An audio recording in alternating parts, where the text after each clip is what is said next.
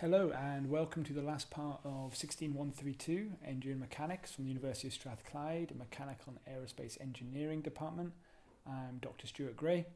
Unfortunately, Dr. Hamilton can't be with me today, but instead I have Terry the Tribble, who hopefully will fulfill a very similar role.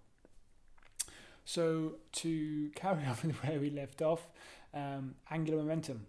And we would get into grips with the finer points of linear momentum first before we moved on.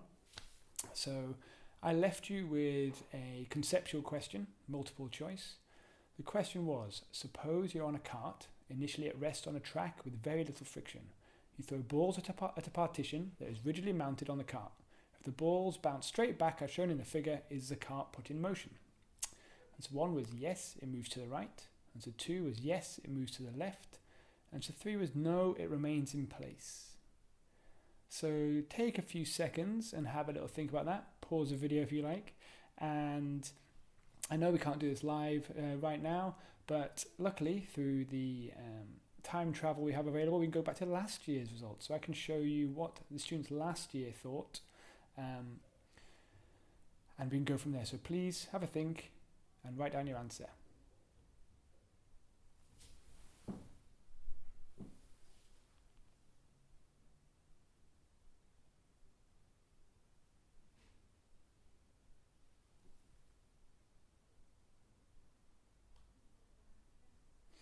So we can see here that 59% of you think it moves to the left, 34% think it remains in place, and just 7% thinks it moves to the right. So your instincts are probably correct, even though you're not so confident. But if I said to you, like all of our problems we've seen, we have to think about this in terms of a system, it might make things a bit clearer. And like choice of frame of reference, the choice of our system is vital to determining how to tackle these problems. So if I said to you the system was the cart, you, and all the balls, and momentum has to be conserved, we can think then that if a ball flies off in a given direction, okay, with a given velocity, be that positive, depending on our frame of reference, or negative, the cart and you on it must move in the other direction in order for momentum to be conserved. These are vector quantities, as we discussed. So if the ball ends up going over your shoulder, okay, to the right in our diagram, the cart would go forward, left in our diagram. Okay. Now it might not be entirely intuitive, you didn't all get that initially, but I think a little bit more thought on what system we choose can really help us crack these type of problems. Okay, so back to the slides.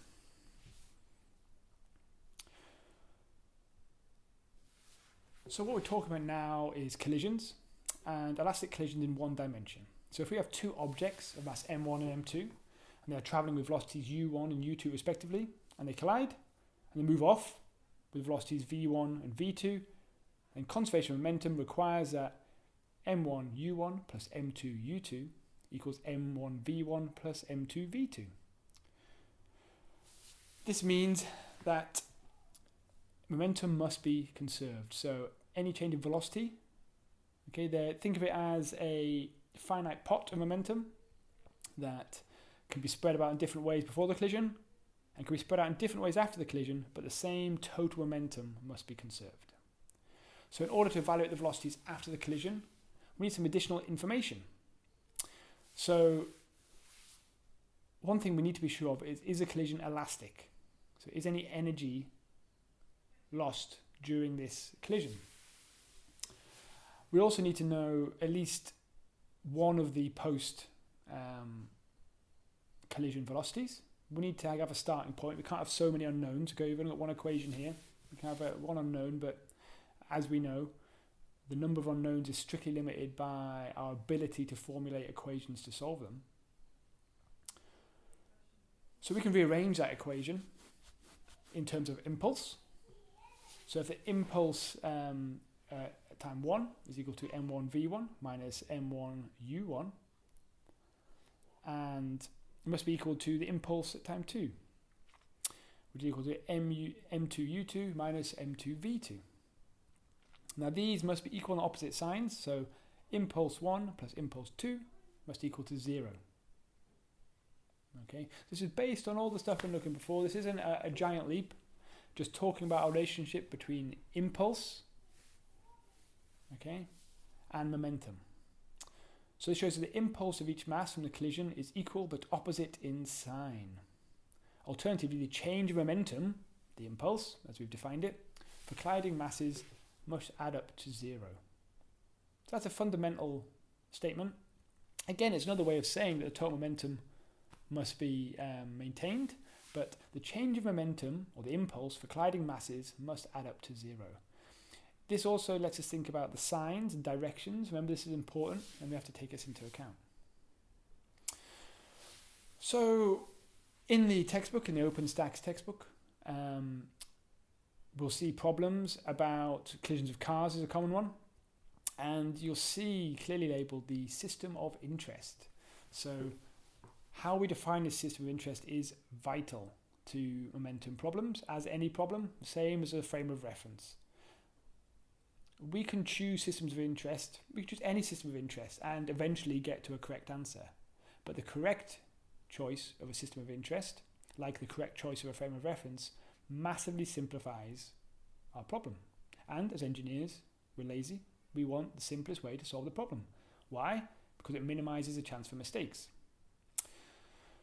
So if we have a car of mass m1 moving with velocity v1 and it bumps into another car of mass m2 and velocity v2 that it's following, as a result, the first car slows down to velocity of v-1 and the second speed up to a velocity of v-2. The momentum of each car is changed, but the total momentum, p total, of the two cars is the same as before the collision. It's the same before and after the collision, sorry. This, you should know from your physics, you'll have lots of frictionless carts experiments, things like that. So we won't dwell on it. We're not going to study this type of problem in class. We are looking a little bit deeper to the conceptual ideas and how we can build on these concepts to give you an intuition for these type of problems. So now we have some more movie physics, which I'll love to show you.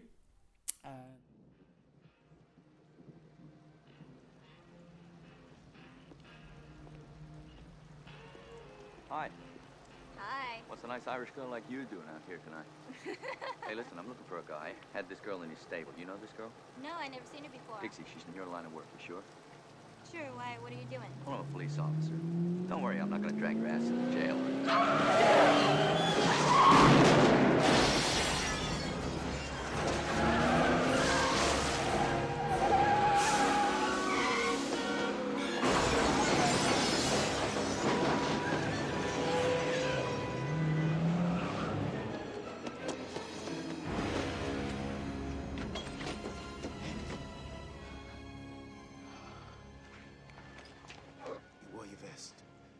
So, as you know, I'm a connoisseur of 80s movies, and while the casting, a lot of people think about the casting of Danny Glover, Mel Gibson really made this movie.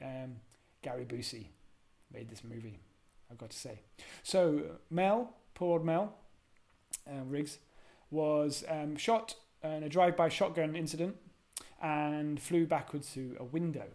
So let's have a look in terms of momentum. Okay, there was something very fast, a shotgun shell or buckshot hitting him, and his momentum changed when it became part of him, and he flew backwards through the window. So, before the buckshot collides with Riggs, his momentum is 0. Just say, assuming he's standing still. And we only have the forward momentum of the buckshot coming towards him. If the buckshot has a velocity of 486 meters per second and a mass of 0.0318 kilograms, you'll see these numbers. These are taken from the very, very imperial numbers I can find on typical shotguns used in 1980s action films. That's why they're slightly weird in metric, but we'll go with it. Then the total initial momentum, PI, is equal to 0.0318 times 486 kilograms per second. After the collision, the shooting, assume the approximate combined mass of the buckshot and Riggs is 80 kilos. Okay, Mel isn't too big a guy at this point. The velocity, VF meters per second, and the final momentum, PF, is equal to 80 times VF. From a conservation of momentum, the final velocity is 0.193 meters per second. Okay, so we know the initial velocity and the mass, the total momentum. We think about the whole system, and we know the final mass, so we can work out the velocity. So the final velocity is 0.193 meters per second, or about 0.4 miles an hour. So not enough to throw you bodily through a plate glass window, although probably enough to make you lose your balance. Maybe he just stumbled back through the window in slow motion. I mean, perhaps we'll never know. So moving on, more interesting ways about momentum, and moving on to ideas of angular momentum. Let's have a look at this video. We'll roll marbles down a chute into this large funnel to demonstrate conservation of angular momentum. When they first enter the funnel, the marbles rotate slowly around the funnel. As the marbles approach the bottom of the funnel, their radius of rotation decreases.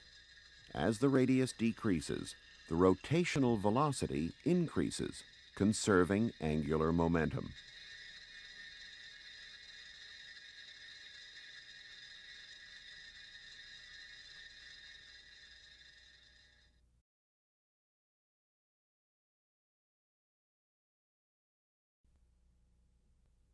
This circular train track rotates freely on a bicycle wheel bearing.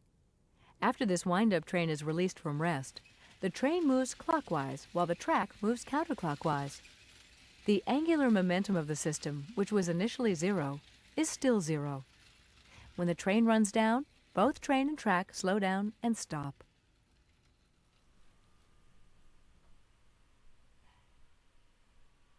So angular momentum. We've talked about linear momentum up to this point, but now we can think about things spinning around, which we talked about rotating bodies, about moments of inertia. We started talking about this, but now we can look into a little bit more detail on how momentum works in this situation.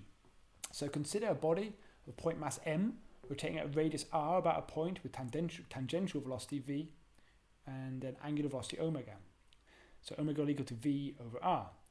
The instantaneous linear momentum P is equal to mv. This we know. The product of linear momentum and radius r is called the moment of momentum, which is a bit strange, or angular momentum. And we use L for this because why not? So for a point mass moving in a circle, we have the angular momentum L, as we discovered, the linear momentum P, and the radius r. So we know P is equal to mvr. And we know that the tangential velocity is equal to omega times r. So we can say that L is equal to m times omega r times r. We can then rearrange that a bit to say L is equal to omega times mr squared. Now mr squared, we know, for a point mass, is its moment of inertia. So we can actually simplify this right down. The angular momentum is equal to the moment of inertia times the angular velocity. Perfect. So that's where the previous knowledge we've had really comes in very useful. So angular momentum given by L is equal to I omega, where I is moment of inertia. This relation is true in general. Now, as with everything, as we progress through into more rarefied heights of mechanics, we might see some strange contradictions to this, but from where we're sitting, this is a lovely little relationship that really helps us understand how momentum and moment of inertia are related. So angular momentum is a vector defined by the right-hand screw rule, which we'll talk about in a little bit. The units of angular momentum are kilogram per meter squared.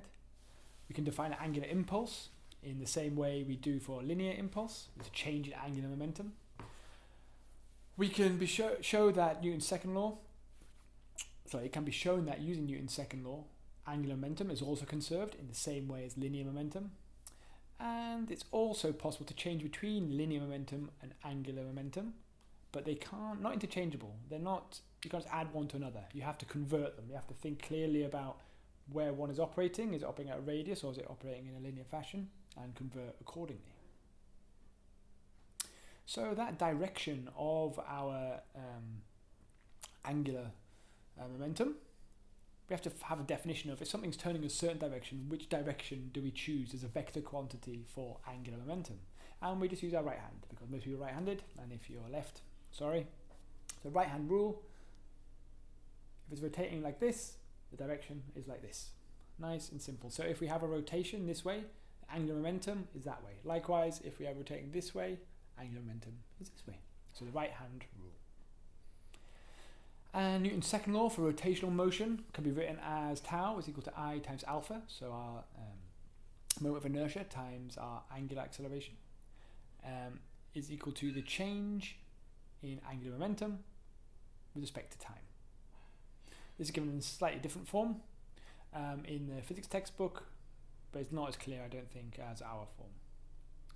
And we can think about conservation of angular momentum in the same way as we can with linear momentum. If the angular momentum of a rotating object changes from an initial value to a Li to a final value Lf over a period of time, then we can integrate between those two times, and it's a change in torque.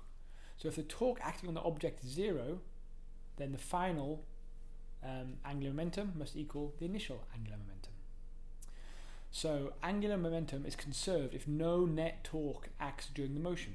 Now this makes sense, because if there's torque, if there's something added to the system, then the angular momentum is not going to be conserved. If we're speeding something up, if our motor's on, if we're whizzing the side of our bike wheel, whatever it may be, angular momentum is not conserved. But if there's no net torque, it is.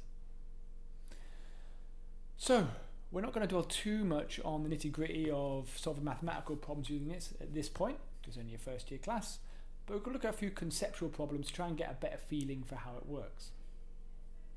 So in planes, we have something that is moving in a very linear fashion, hopefully, but those engines are rotating. Inside those engines, components are rotating at many, many thousands of revolutions per minute.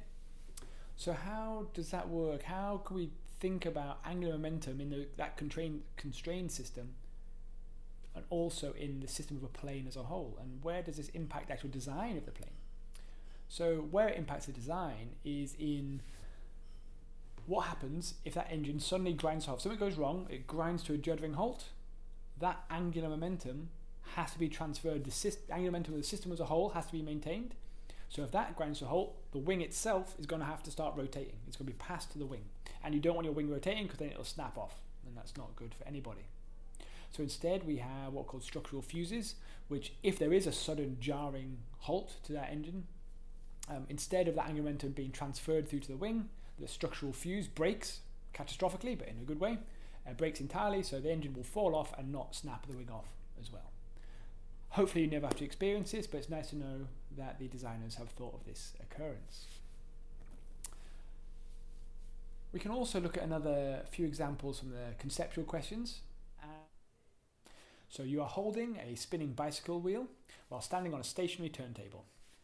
That wheel is rotating in a given direction. Let's call this a direction before flipping. Suddenly you flip the wheel over, and it is now rotating in the other direction. What happens to you in the turntable? Does the turntable remain stationary? Does it rotate in the same direction the wheel was traveling initially? Or does it rotate in the way the wheel is traveling after you flipped it? That is our question. And we can look on Slido to see how some of your cohort answered last year. And we can see that about half of you think you'd start to spin in the same direction as before flipping. About a quarter of you think you remain stationary, and about a quarter of you think you'd start to spin in the same direction as after flipping. So the key thing here is you have a rotation. The system, you are static, turntable static, but that wheel is going in our direction, say the positive direction. Okay, we can define our frame of reference any way we like, but we'll say that initial way is positive for ease of use. Now we flip the bike wheel over. Okay, what happens then? That bike wheel is now rotating in a negative direction, but the total angular momentum of the system must be conserved. So if there was some positive amount initially, and now there's a negative amount, there still has to be in total a positive amount equal to that initial condition. So our wheel, our turntable, has to start rotating in the same direction as our wheel was initially turning to counteract that change. Okay, so we have 0 angular momentum, and then our initial condition was some positive angular momentum over here. We then flip that wheel, and we get some negative angular momentum, which means we have to get back to here. It must be conserved. So that turntable must move in this direction, must have a positive angular momentum in order to conserve. Okay, so we have to think about our frame of reference again. What is positive angular momentum? What does the direction mean? What happens when we flip things? Things have to be conserved, so other things will start moving. If we change, when we flip that wheel over, the system has to conserve the total amount of angular momentum. If that's now flipped from a positive value to a negative value, we now need the turntable to rotate, to start rotating in that positive direction in order to bring it back. Okay, and that's exactly what happens if you were to do this in your nearest park. Okay, so back to the slides. So the wheel is spinning anti-clockwise, so it has a positive angular momentum plus L. This is shown in diagram as an upwards vector. Okay, because remember, we're talking right-hand rule here. When the wheel is flipped over, it is rotating clockwise with a negative angular momentum vector, with a minus L, vectors downward. Since angular momentum must be conserved, you and the table have to start rotating anti-clockwise, i.e. the same direction as before flipping, with an angular momentum of 2L. Okay. Moving on, good old figure skater. A figure skater stands on one spot on the ice, which is assumed to be frictionless because we have a lot of frictionless ice in Mechanics 1, and spins around with her arms extended. When she pulls in her arms, she reduces her rotational inertia and her angular speed increases, so her angular momentum is conserved. Compared to her initial rotational kinetic energy, her rotational kinetic energy, after she has pulled in her arms, must be the same, larger because she's rotating faster, or smaller because her rotational inertia is smaller. So we're talking now, when she pulls her arms in,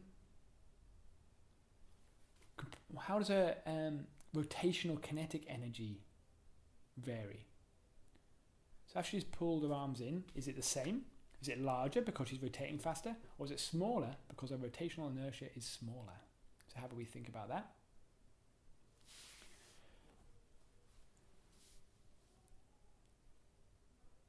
So if we look in a bit more detail at the kinetic energy of the figure skater, our rotational kinetic energy is EK equals to half I omega squared. Substituting our angular momentum for I omega, which we talked about before, find the EK is equal to half L omega. We know that L is constant because angular momentum is conserved, and that omega increases because she gets faster. Therefore, rotational kinetic energy must increase. But where does the energy come from? Okay. Up to now, we've been very, very careful not to add magical energy sources into anything. Turns out this extra energy comes from the work done bringing in her arms. Okay, force times distance brings in her arms. She starts spinning faster, increases the amount of kinetic energy. Another athletic example. So in the long jump, a jumper wants to get his feet out in front of him so he can keep from doing a face plant when he lands. Okay, bringing his feet forward would involve a certain quantity of anti-clockwise rotation. Okay, he wants to bring out his feet in front of him. Okay, he's jumping along. He wants to get his feet out in front so he can land. But he didn't start out with any rotation when he left the ground. The only way his legs can acquire some positive rotation is if some other part of his body picks up an equal amount of negative rotation. This is why he swings his arms up and around him. Now, last year, in the lecture hall, we were very lucky enough to have one of our student athletes in the class, but we definitely don't have any athletes in this room, so you have to take my word for it. But if you watch some actual proper long jumpers, you'll see that they move their arms back, they rotate their arms back, because the system is the body, and that helps them get their legs forward so they can get as long a distance as possible on the long jump. And finally, playing the fiddle. You see here that they try and keep it in the middle of the bow as much as possible, because if you get very close to the end, as much more angular momentum is required to move that round and change that direction very quickly. If you're playing the fiddle very fast, it becomes very, very difficult. So you want to keep it in the middle as much as possible. You'll see they do try that. Final question, which we'll leave with you. Okay, Is it possible for an object moving at constant velocity in a straight line to have angular momentum? No, since it has no angular velocity, or yes? This is quite a difficult one. Let's see what Slido said. Last year, of course. Oof. Split 50-50. So, is it possible for an object moving at constant velocity in a straight line to have angular momentum? Yes or no? You were split right down the middle. So let's talk this through a little bit. So, the key thing to remember here is angular momentum has to be a radius, right? And the radius around a point of rotation. That choice of point of rotation is arbitrary. It's a frame of reference issue. If you're on the same line as the object moving, okay, there's no angular momentum. If you're on this line of action, if you're straight behind it, right, no angular momentum. If you're off to one side and it's moving and there's a radius toward with respect to you and the object, yes, you can, if that's the system in question. We have to think very carefully about what we're including in our system, what our frame of reference is. If we change our frame of reference, we have to start thinking about angular momentum, and vice versa. If we choose it wisely, we can ignore it if we're very careful. So this is a really important question, and a classic 50-50 answer from you there. So hopefully that explains it a little bit, but it's about the frame of reference. If it's moving and you're not on its line of action, there will be a radius, there will be some angular momentum in the system of you and that object. Okay, there's a lovely video which I'll put up on my place too, explain a bit more about that. But with that, I'd like to thank you very much for sitting through this very quickly put together video version of our lecture. And if you have any questions at all, please hit us up in the forums, and I'll try and put a Slido link for more feedback as well. So thank you very much.